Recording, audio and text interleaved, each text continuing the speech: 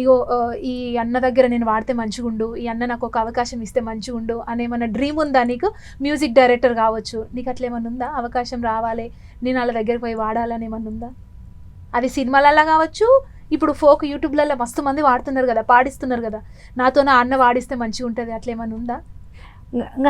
అన్నతో ఉంది కానీ చెప్పు, ఏ అన్నతో ఉందో చెప్పు. ఒకవేళ ఇంటే నీకు మళ్ళీ అవకాశం కూడా వస్తుంది. కాదు ఆ పాట గురించి చెప్పు, నేను ఆ అన్న ఎవరో చెప్తా.